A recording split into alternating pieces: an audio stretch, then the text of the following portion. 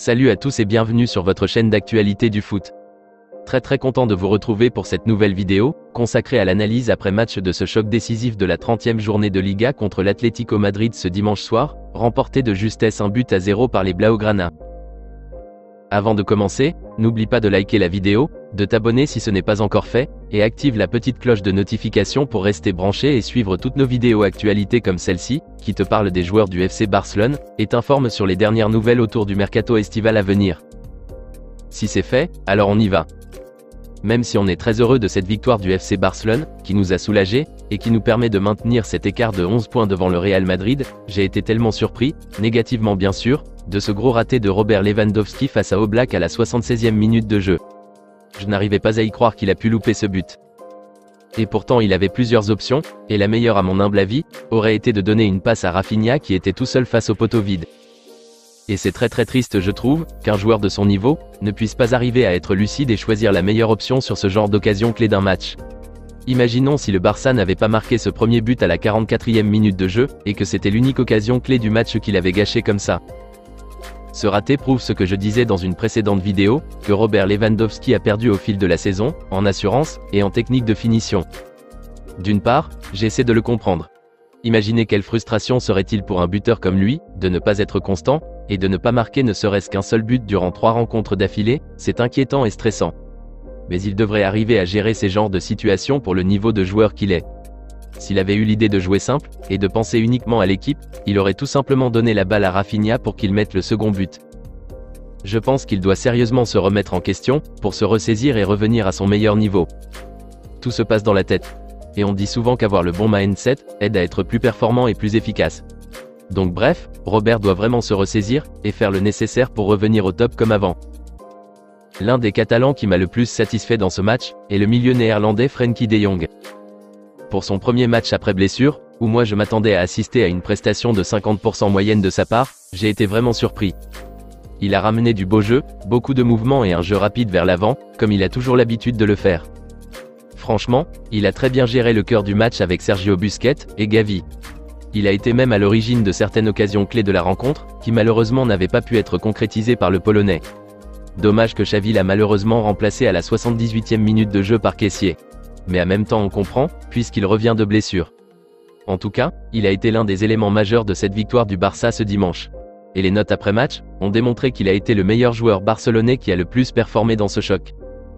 Notons aussi que le revenant, si on peut l'appeler ainsi, je veux parler de Pedri González, qui est rentré à la 61e minute de jeu, a été aussi excellent, pour les 30 dernières minutes qu'il a fait sur le terrain.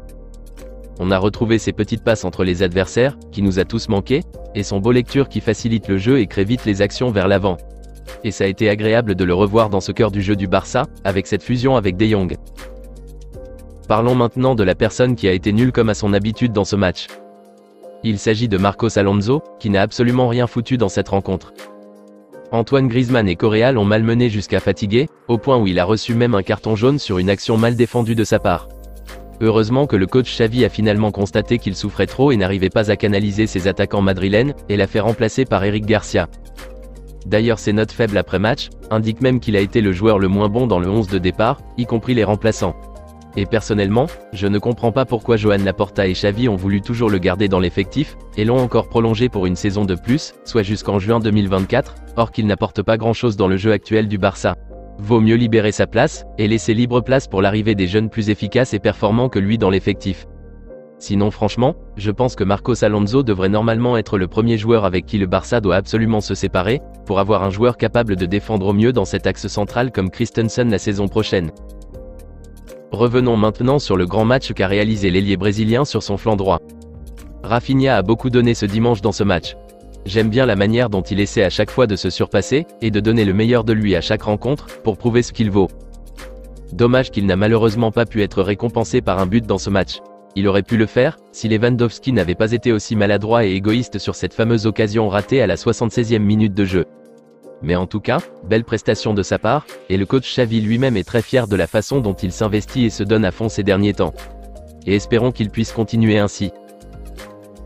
On ne peut finir sans acclamer et faire des éloges à Monsieur Ferran Torres, le sauveur du Barça, dans cette confrontation qui n'a pas du tout été facile. Personnellement, j'ai été vraiment impressionné par la manière dont il a pris son sang-froid pour marquer ce but, en mettant le plat du pied.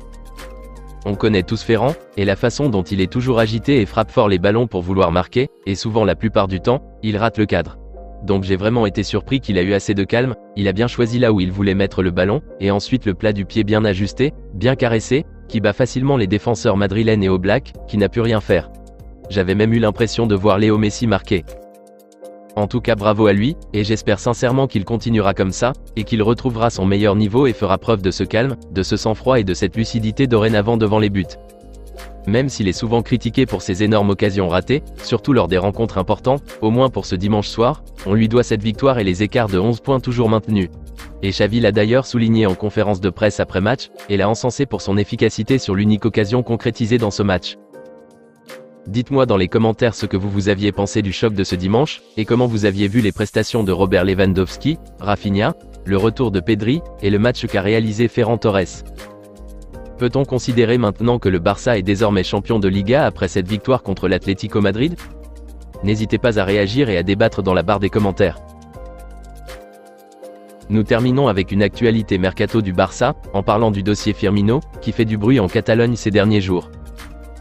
D'après les médias anglais et espagnols, l'international brésilien, âgé de 32 ans presque, et qui est actuellement en fin de contrat chez les Reds de Liverpool, va débarquer gratuitement cet été au FC Barcelone. Relégué au 4e voire 5e rang dans la hiérarchie des attaquants par son coach Jürgen Klopp, devant ses jeunes coéquipiers comme Cody Gakpo, Darwin Núñez, Diogo Jota et autres, le natif de Maceió voit son avenir plus qu'un certain à Liverpool, et pense vraiment trouver mieux ailleurs, là où il pourrait encore retrouver assez de temps de jeu, et plus s'épanouir. Une situation qui tombe très bien pour le Barça, qui est en quête des joueurs excellents en fin de contrat, qu'il pourra gratuitement et facilement recruter.